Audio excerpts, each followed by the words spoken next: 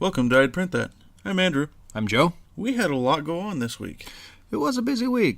To start the week off, we both said bye-bye to our M3D printers. Yes, we did. Not only because of the reasons we were having issues. Actually, the guy that we got our printers from said it perfectly.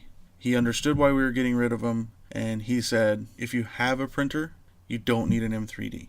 When I first got the M3D, I took a picture of it, and it's on our Instagram, with the M3D sitting on the build plate of the DaVinci. Mm-hmm. Just to show size difference and comparison and that kind of stuff. And it's not worth it if you have a large format printer. They were fun. They were perfect for me to play with it and play with PLA. They were perfect for Joe getting into 3D printing. Right. Unfortunately for us, they ran their course. I actually ended up trading my DaVinci back for the M3D, just back straight across. Joe resold his. We had them for about 5 months. They're fun little machines. Hardware-wise, I don't think there was much wrong with them. It was mostly issues with software. Yeah, definitely. They were making a lot of changes on software-wise, how to get the spooler incorporated into the main program, so you're not actually having to physically open two things. Right. And unfortunately for me, and just the blunt person that I am, it felt like they were just making it look pretty and not concerning with the actual logistics of the printer. I have to agree with that. I think, they dolled it up. They really dressed it up to the nines, but when it came right down to it, there was some corners I feel that were cut, and that would have been within their quality control. Yeah. They needed to do a little bit better internal testing before releasing some of these software updates, because one of those updates would make the machine not recognize its Z height, and when you turn the printer on or went to home the machine, it would drive its print head right into the print bed. And it couldn't re-find its home position. It never would. They would have to re-flash the firmware to get it to find home again. When I said a couple weeks ago that I had exchanged my M3D for a new one, that's because I encountered that bug. He was on top of it. He swapped me out, and I was able to get a print or two done before my Prusa showed up, and I got that assembled. Once I got that assembled, it wasn't about a couple of days later, I got a text message from Riley asking how the little M3D was doing, and I told him I got a couple prints out of it, but at the moment I'm not really using it, and I'm looking at getting rid of it, and he offered to buy it back. We came to a price agreement, and I went over to Spokane just before the cat show last week, made the exchange. So yeah. And you actually did it within probably an hour of me meeting him. Yeah, and unbeknownst, I didn't realize Joe was doing retrading his and reselling his, but yeah, it worked out really well.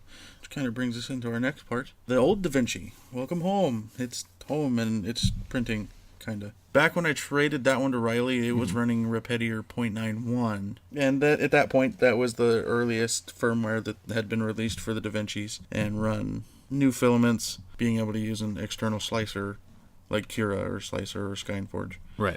So I brought it home. Unfortunately, it sat on my kitchen table, where it actually still is, for a few days, and then I finally got some time to sit down. I wiped the EEPROM, put in Repetier 0.92 on it, which gives it a little more functionality for bed leveling. Mm-hmm. The menu's a little more intuitive to load filament, and I believe it actually runs better on 0.92. 0.91 was great, and it worked out great, and I have to give huge amounts of props to Luck from Voltivo Forums. That's voltivo.com/forums. Yeah, we'll put a link to that on our blog. He is the one that has solely went ahead and pioneered his way through making these DaVincis not proprietary. Like we've said, I have my reservations on the DaVincis. They're okay printers. Besides spending the $349, what you could spend on a M3D, you could spend $500 and have a fairly large build platform. I mean, they've been said the largest build volume for your buck on a desktop printer. They're 200 cubed, and they do okay. Oh, the Perusas are also 200 cubed, and you can get a kit if you're brave enough to assemble a kit up yourself. Mm-hmm. And single extrusion version of the one I have is off their website. I think it was like $240. Yeah, it's not bad. When I said bang for your buck on a desktop printer, I was meaning so to say, ready to run. Yeah, fully assembled, like Out of the box, you pull the clips and it's ready to print. not a DIY type machine. Yeah. And when I first got into printing, I didn't want my experience with printing to be marred by me screwing up putting a printer together. Right. I had no one to like go, hey, I'm putting this thing together. I ran into this problem. What do I do? So I really needed to be able to be self-sufficient and start printing and then figure out the ins and outs of everything. And that was purely the reason why I got the M3D. I knew that I was going to be buying a new printer. I figured I would be buying a ready-to-go printer like an Ultimaker, which we talked about in the first few episodes. But as you listen, you'll hear me actually change my tone, and I opted to go with something a little more advanced, I would say. Yeah, and economical as well. Yeah, it's got good build volumes.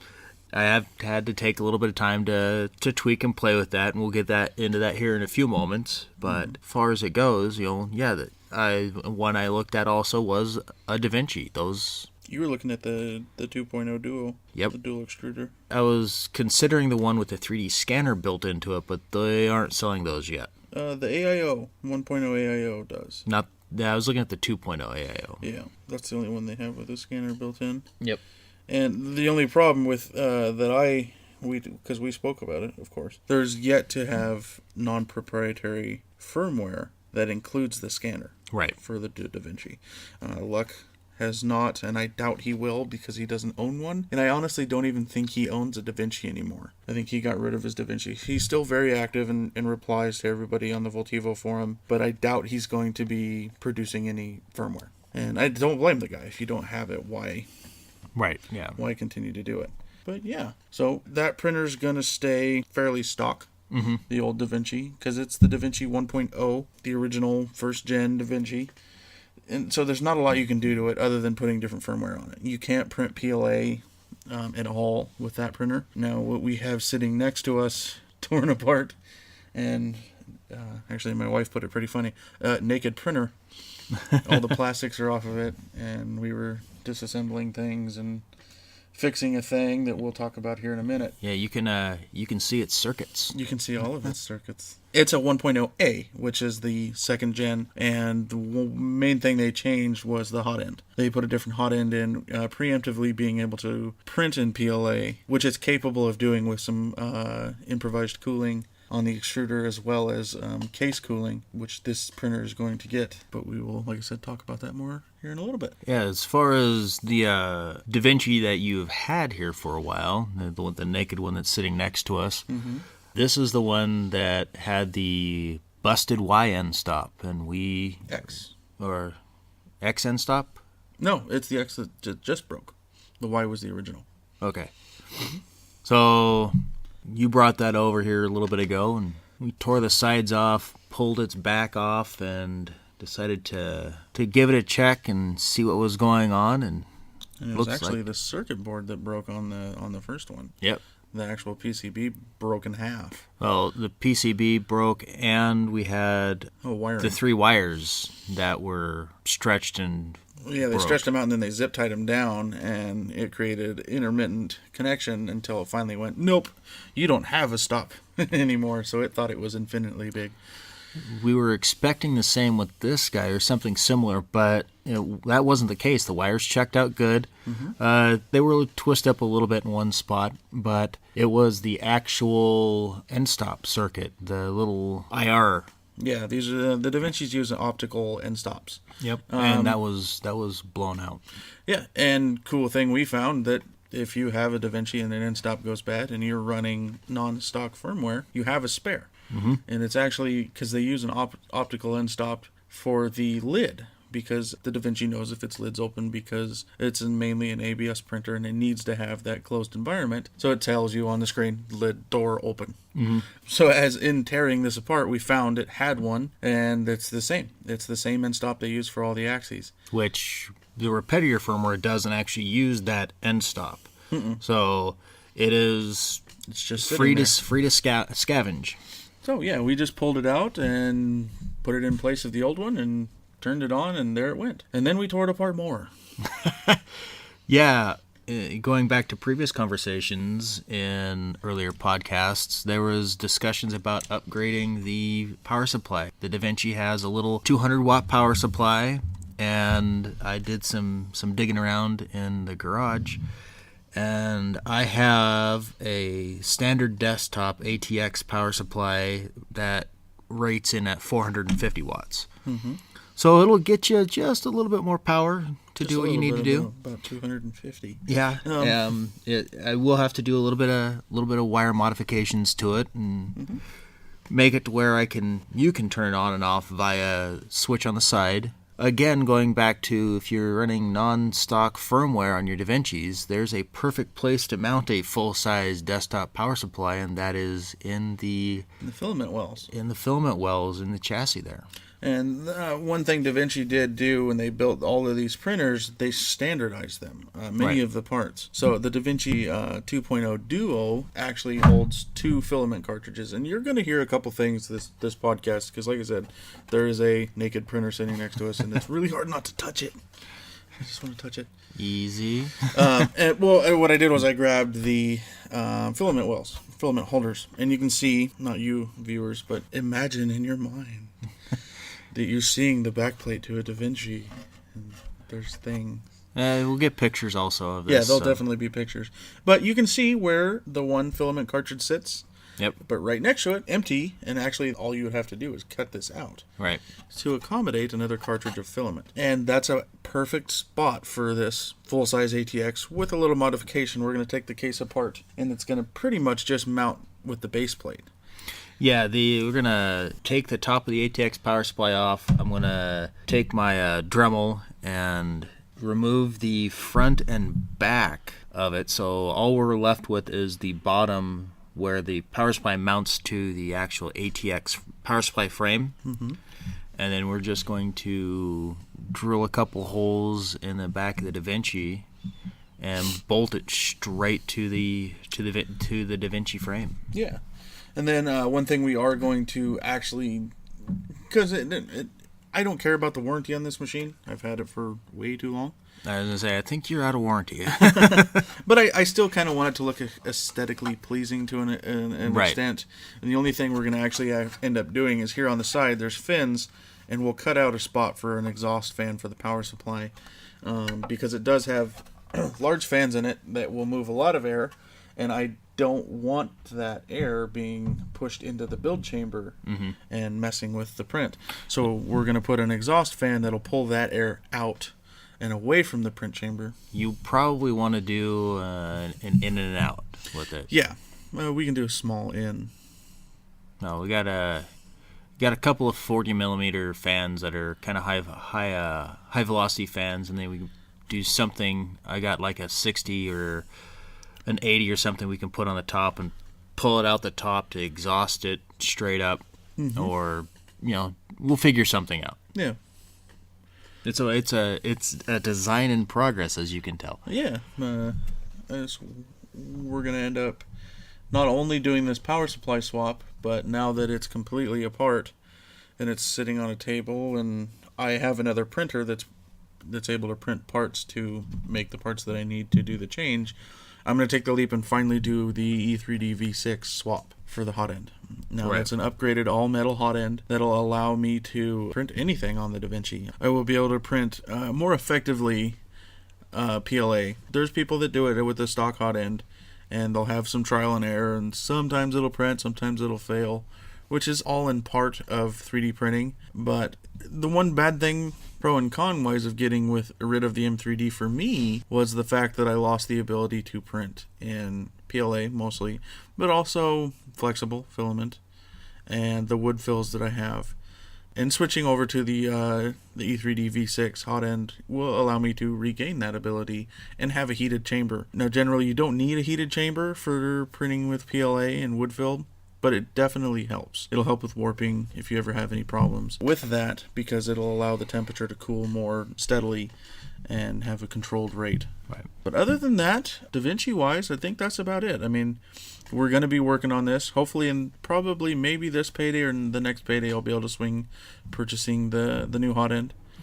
But before then, I would say maybe my next podcast or shortly thereafter, the power supply should be good to go on this guy. Oh yeah, it won't take us long. No. The longest part that's going to take us is figuring out mounting it. Right.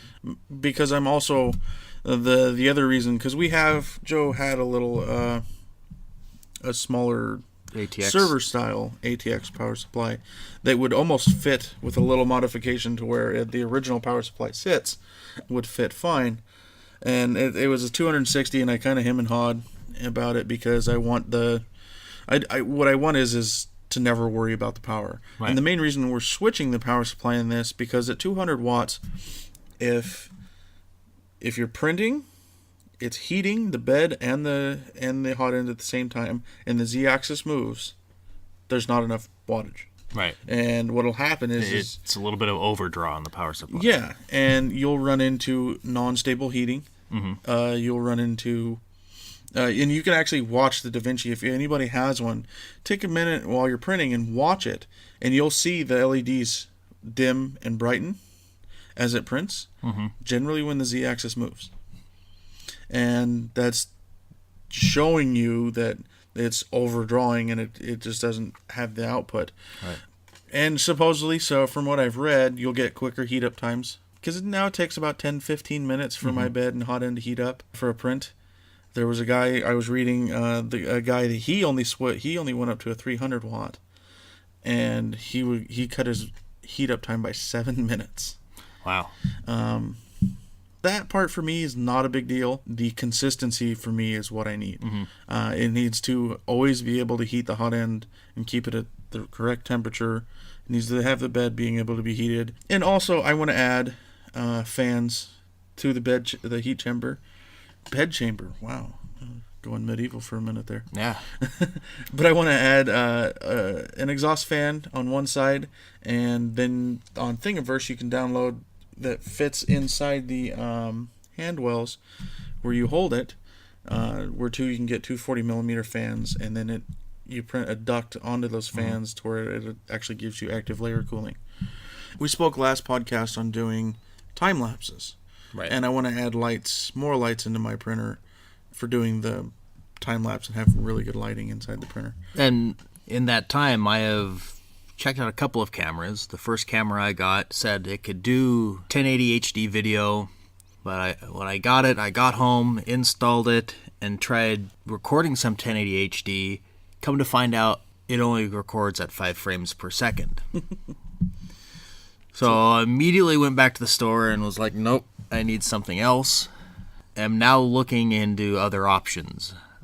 I don't know if I'm going to be stuck with going with a GoPro or something a little more similar to a GoPro. Well, you were looking at the GoPro Session, and that's when they came out with this year. Yeah, they're still expensive, though. Yes, they are. And I had a GoPro, and I got rid of it. And kind of regret it, because I don't ever play with that laser engraver. But I can always get one. That's one of my fortes is trading on Craigslist. Right. I have, what do we figure out mine does? My little C920. I think it'll record at like 20 frames. 20 or 30 frames of HD. Yeah. And for a time lapse, it's not that big of a deal, but we generally like the best of what we can do. And I'm looking into other options, like taking and setting it up where it just does snapshots. It just takes an image, a 1080 image, saves it to the hard drive, and it does that once every second or 3 seconds. That way it's not actually recording a video technically, and you can use a lower cost camera to do that. And then there's programs out there that will just stitch those all together. Yeah, that's one good thing about the GoPros is they do that natively. Right. We do on our Instagram have a short time lapse of one of the M3Ds printing it. Well, actually, when I had it at work, and that was recorded on a GoPro doing its time lapse photography. But we'll get it figured out. Definitely looking to do the time lapses to help me do the YouTube videos, so I'm not looking for hours for pictures that work. Right. Yeah. The big drive of the time lapse is just so there's some sort of visual filler. Yeah. When you watch check out the podcast on YouTube. Plus, if you don't want to listen to the podcast and you just want to watch a time lapse video of print, mute it. watch it. Yeah. But still like it. Yes. Still like it, still subscribe. So, you had some issues with your Prusa. Other than the Da Vinci stuff, my Prusa's been up and running. I've had a couple of prints. I'm printing some filament holders, filament spools right now. And in the process of that, the roller for my belt on my y-axis, one of the bearings, lost a ball and ground itself down almost into oblivion. I started a print one night, woke up the next morning, it really wasn't doing so hot, and I aborted the print and checked it out. And lo and behold, right below where that little roller, there is just a pile of metal powder. So I took a picture, I sent a message off to the company I bought it from, and also the manufacturer, and said, hey, you guys need to send me a couple new bearings and a new roller, because this thing ate itself alive. And in the process of me waiting for them to get back to me, because they're in China, I went ahead and contacted a local RC hobby store and asked them if they had any small ball bearings. And they're like, yeah, well, what do you need? I'm like, I'm looking for something that's 4 millimeters by 3 millimeters by 8 millimeters. And the guy on the phone was like, I don't know if I have anything like that. And he went over to his little display, and lo and behold, he had 5. So I wound up driving out and buying 4 of them. Pulled the assembly apart, popped the bearings out, replaced both sides, because both the left and the right side of that bearing, one was shot completely, and the other one was on the way out. So I grabbed some lithium grease. I jammed some lithium grease into the new bearings just to make sure they're nice and lubricated. Put them back in the pulley, which the pulley looked like it was doing okay. It was still a little scarring on it, but it was only on the outside, not on the inside where the belt would rub against it. So the belt is not in danger of being torn up. Reassembled it, and I've been printing fine since. But I will at least have new hardware being delivered, so I have a spare in the future. Yeah, did they give you an idea of what exactly, were they going to send you a new pulley? They sent the pulley and both bearings. Okay. Yeah, it was my request that they send the entire assembly. We'll see what else they include with it. I know when I built the machine, it has a ton of extra screws, nuts, bolts, washers.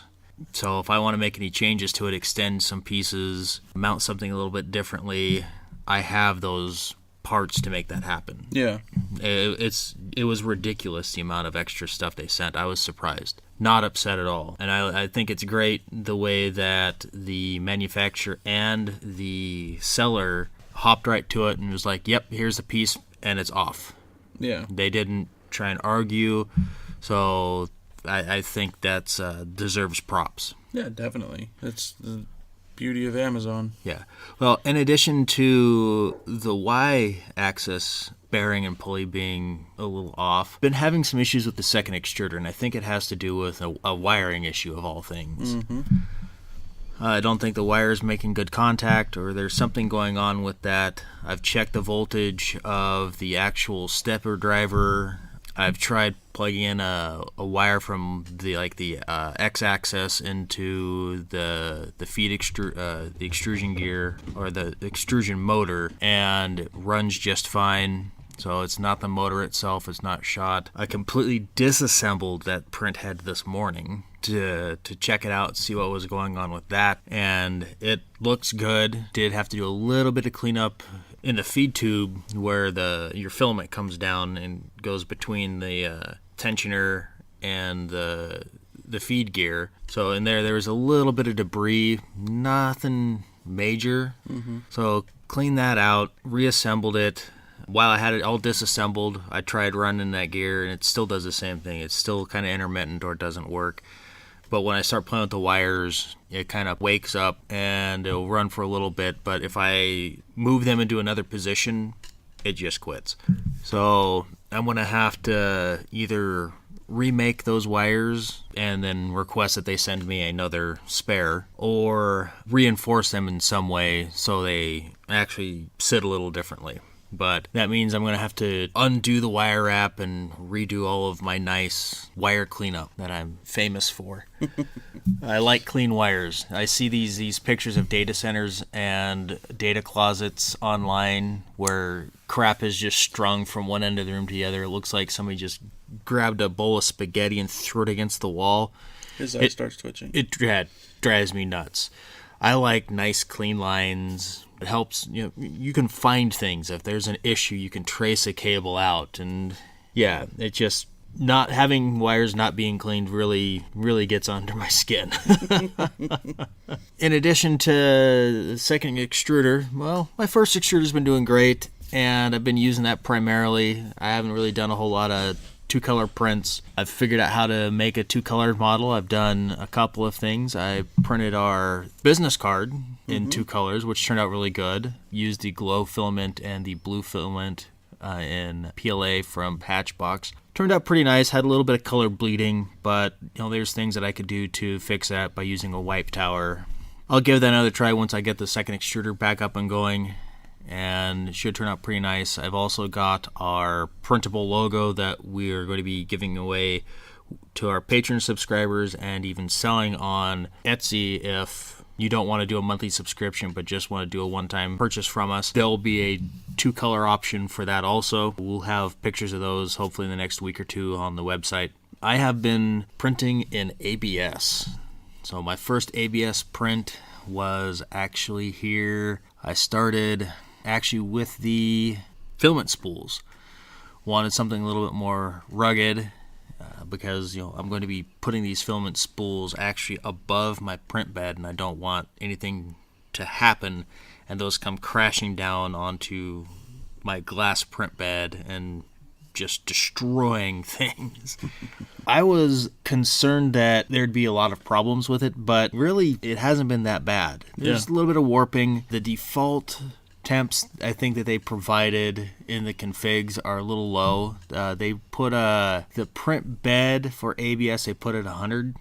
No, that's accurate. I do 100 to 110. Yeah, I've actually increased it to 110. I seem to have a little bit more luck with 110. Mm-hmm. And the extruder temp they had at 225. That is low. And I've changed that to about 240. Ooh, that's a little high. I do 230 to 235 on Hatchbox filament. Yeah. It likes to print in that range. Mm-hmm.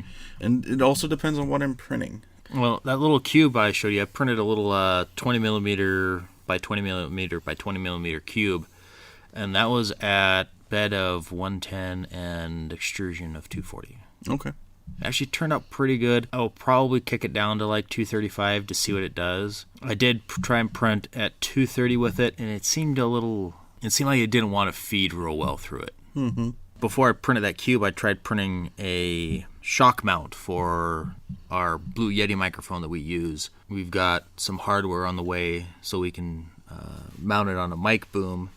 Becoming professional. I know. So you don't hear a lot of the thumping and banging. Like this.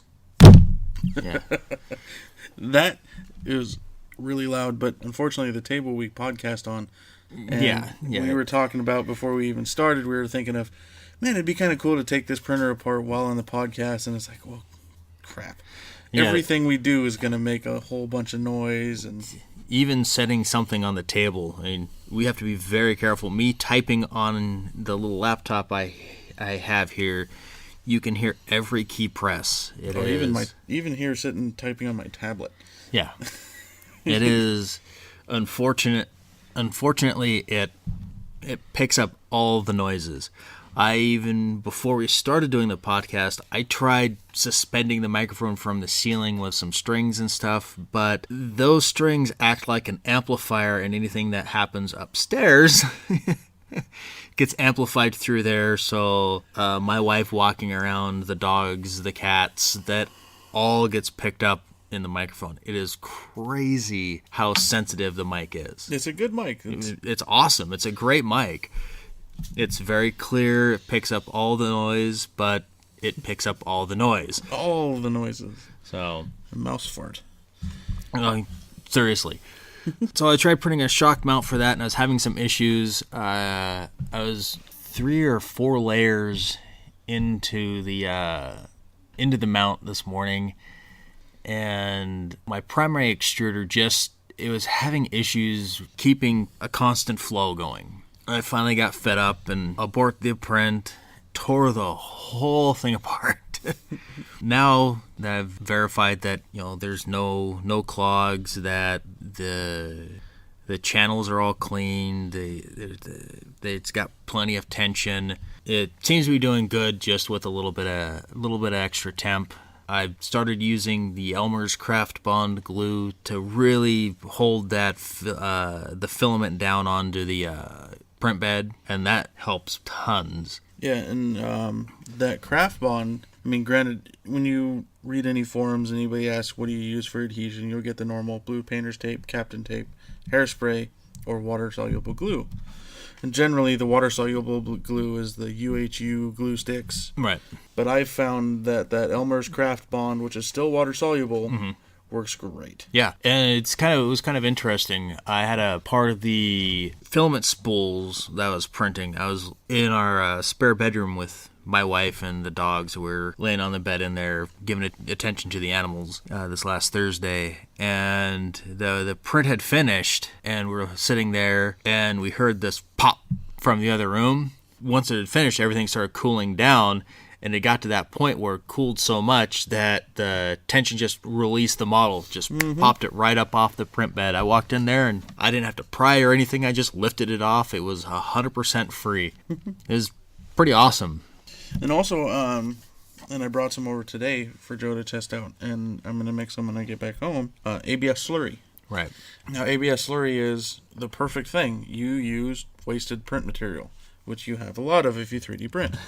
So you take and you cut it up into small pieces. You put it in a jar. It must be glass. Yeah, no plastic. If you put it in plastic, I'm not liable for it melting through and ruining whatever it was sitting on. Well, it's because it's got acetone in it. Yeah, and if you watch Breaking Bad, you'll know which plastic you can use. Anyway. Yeah, especially in a bathtub. Yeah, don't do it. Bathtubs are bad. Anyway, continuing on. You take and you cut up small pieces of ABS prints, and you throw it in a jar, and then you fill it with acetone, swirl it around a bunch. Generally, it takes a couple days, but I actually heated up the print bed on the DaVinci and set the jar in there with it to hurry up the exercise. We need to make one thing clear. Do not put this on the stove and try and heat it that way. Oh, gosh, no. No, ABS, don't try and boil it. Don't try and do anything else. If you put it on your print bed, make sure it is a low setting. And ventilated. Yes. Acetone is highly combustible and highly flammable. And you won't see the flame. Right. It burns very, very hot. If you see flames, it's because it has caught something else on fire. Yes. So, yes, use caution and care. And I know we've talked about this before because we've talked about vapor smoothing ABS prints. Right. Which I've built something that I can use. It's actually just a repurposed rice cooker. But it's still, acetone is so volatile when it comes to its flash point. One wrong move and it, boom. Yeah. No fun. Now, when you heated your bed, what was your bed temp at? I did it at 50. Okay. I was going to say 40, 60, so it was right between the two. Yeah, 50 degrees Celsius. I mean, all I wanted to do was speed up the process of dissolving the parts. And it did. By the time I got here, it was already all dissolved. Now, how long did you leave that on for? I ate lunch, so probably 10, 15 minutes. Okay. But I also was sitting there swirling it around while I was watching a movie and getting ready to come over for the podcast. But what you do is, and you can use too much slurry, and if you do, your print won't come off the bed. And be careful if you're using a borosilicate build plate, which most glass beds are. That's what I have. It can actually chip the bed because it's, as Joe said, you heard it until it got to its cooling point to where there was not enough surface tension to hold it to the bed, it popped. Right. If you do that with slurry, it won't. Right, because it is actually adhering the ABS directly to the print bed. There isn't a buffer between the print bed and the ABS. Yeah, and actually my other DaVinci, and this is a problem with the DaVincis, and I believe it's just the glass they were using, it chips. Very easily. There's a chip right in the center of that bed. And one simple quick fix, Chuck Headley on YouTube showed this to everybody that has a DaVinci and looks at YouTube. You can actually take and you can peel the silicone heater off the glass, flip your bed, and you have a brand new bed. And then you just re-adhere the bed heater back onto the bottom side, and you're good to go. And also, beds are not expensive. No. And one change that is probably destined for one of these DaVincis is switching it to an aluminum bed. They don't warp. Borosilicate glass can warp. I've noticed something with the print bed that I have. I pretty much have to go through between every print and re-level the bed. Because it shifts. Yeah, it's just the heating up and cooling down. It'll warp a bed. But they're not spendy. No. Robot Dig actually is a new spot I found to look at parts. I was looking with a heater on it. It's $20. It's not terrible. For a 212 by 212 bed, which is what the DaVincis and your printer will use. Yeah, I'm still dialing in my print area because with my second extruder, I lose a little bit of my x-axis because the two print heads are just over 32 millimeters apart. So off my 0, I am plus 16 on one side and minus 16 on the other. So I'm losing a little bit. I just got to measure it out and find out where my printable area is. Yeah. And are you still having problems where it's hitting the actual clips? No, because I am placing my model a little bit differently now. Okay. I'm going to be printing some different clips, so I'm not having to use the binder clips. Nice. At least on the back. Yeah, because you were talking about a flush mount type clip. Yeah, I want to do something on the back, so it's binder clips on the front, and then you just slide the glass out, and then slide the glass back in, and not have to really worry about the back. Yeah, the only reason why the back is the way it is because of how the platform that the print heads connect to that x-axis are. There's a little bit of overhang on that. Oh, okay. So yeah, what I'll probably wind up doing is designing up some clips. I've found a couple on Thingiverse that might work, but I think they're going to stick up too high. Still? Yeah. Okay. Yeah, I'll have to show you. I've been looking to see if there's another way that I could mount these. I won't get interference with the with that plate, but it's going to be it's tricky, especially with if I've got to pull the wires apart to replace that one wire or the one set of wires to my second extruder, then I may as well pull the whole thing apart so I could see if I can remount this a little differently. And if I can do that, then I may not have to really mess with printing new build plates or plate clips. Yeah, especially if a rep. Yeah, because there's so many things you can do to them. Absolutely, it's endless. Just like that C-bot I'm looking to make. There's a guy we follow on Instagram that he is making one for a local maker fair he's going to, and he's printing it with a dual extruder, and that's exactly what I'm looking for. Right. One other thing that we could talk about a little bit, and it's ongoing, it's a very fluid subject right now. There has been some controversy around a company that is selling 3D prints on eBay. This company, Just 3D Prints, they have gone ahead and taken it upon themselves to go out to Thingiverse and grab in the neighborhood of 2,000 plus designs that other people have created and sell them on eBay for profit. And a ridiculous amount of profit. 500 to 1,000%. So Thingiverse user Luby found out about this. One of her prints was for sale on eBay, and when she asked that the print be taken down because she did not approve that it be sold there, she was told to go kick stones for all intents and purposes. So it has brought up some interesting issues with copyright and what can and cannot be done with 3D prints downloaded from Thingiverse and what can and can't be done using the Creative Commons license. I don't want to get too far into this. I have models up on Thingiverse, and I had to go through and make sure that none of my stuff was out on eBay. And I even made sure that Ender's prints weren't out there. With the way the Creative Commons license reads, it's hard to say if what they're doing is legal or not. Is it moral? I don't think it's moral.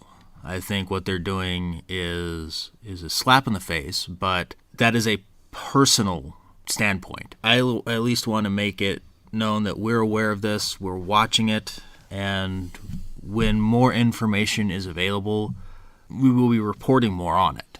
Yeah, we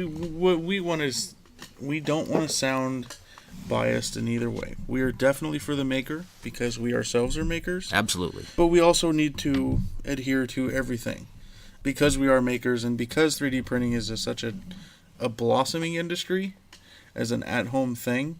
There's definitely always been that little thing in the back of your mind going, is anybody ever going to try to shut this down because of copyright? Right.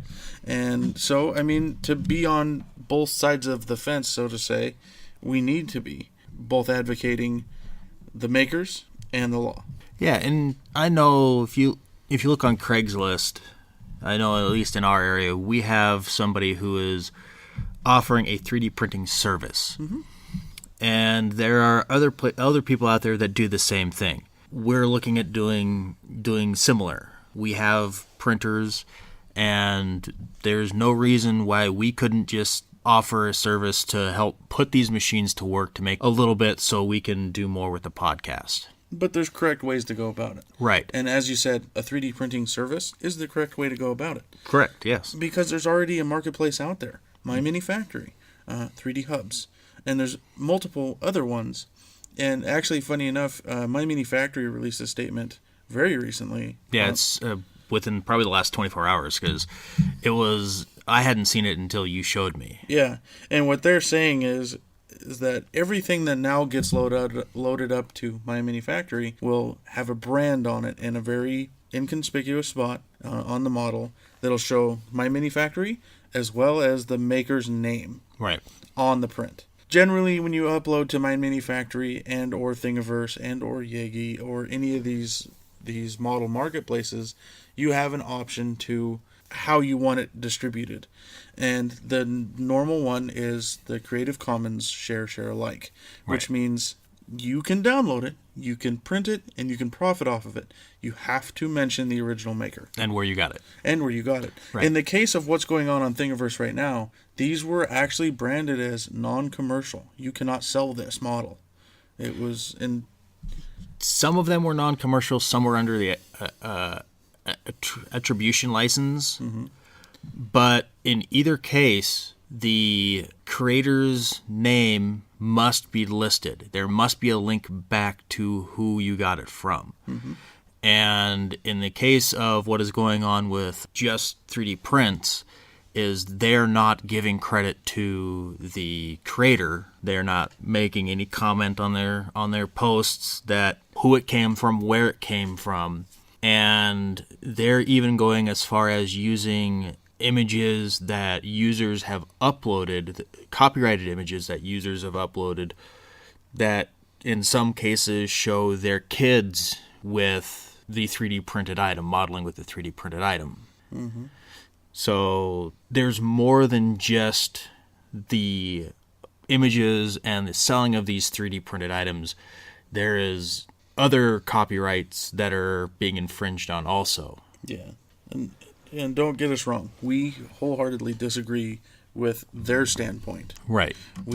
I and Joe both agree that Luby on Thingiverse and Thingiverse themselves, because also Thingiverse is actually going after this Just 3D Prints as well. I back them. It was, so to say, a dick move. Yeah, I am. I guess I want to be clear that we are with the community. Mm-hmm. Flat out siding with the community on this. Yeah, because we both already have stuff that's up on Thingiverse, and because we're doing a podcast, and granted, no, we don't plan on getting rich off of a podcast or our 3D models. It would be nice. It would be nice to make a little bit of money off of it, and someone trying to infringe on that, I'd have a big problem with it. Well, it takes time to create a model. Mm-hmm. It's not like you can just slap one together 5-10 minutes. Some you can, but most decent models, they take time. Yeah. You go through a few revisions, you print it, make sure it looks good, find out that maybe this part needs a little bit more definition, and so you redefine that, reprint it, and your prints, they're not like it takes 2-3 minutes, they take hours. So when you're done with a model, you can be days and days into these things, sometimes weeks. Mm-hmm. And for somebody to come along and just say, hey, that's great, Mine.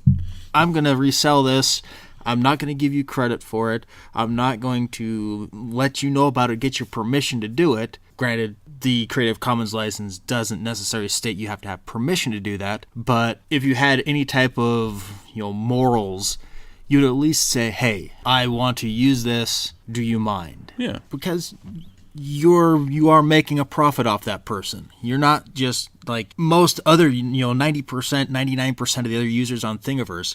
All they're doing is going to the site, they're downloading the model and printing it for themselves for personal use. Yeah.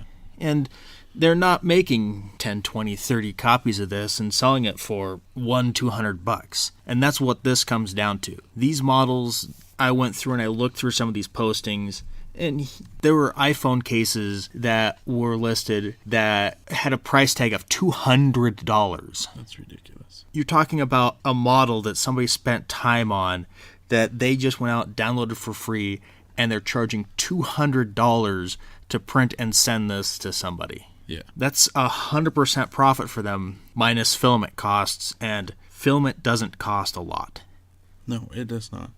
Well, and it also gives 3D printing a bad name. It's definitely, once this gets picked up by larger news organizations, there's going to be some discussions on it. Yeah. From this point on, at least for me, I'm going to do something similar to what my manufacturer is doing. I'm going to embed our logo or something else within the model, so it is Definitely known that this is who it comes from. Luby covered herself because all of her models were under the non-commercial.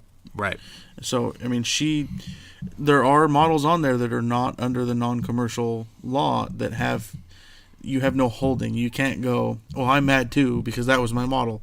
Oh, you can be, but do you have a leg to stand on at that point? No. Yeah, you probably don't.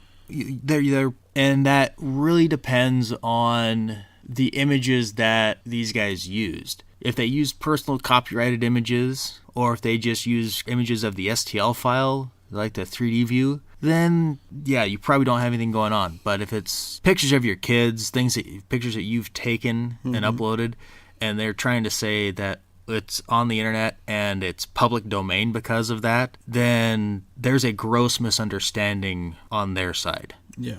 Just because it's on the internet does not mean you can use it wholeheartedly. If that was the case, we would have some killer intro music Right?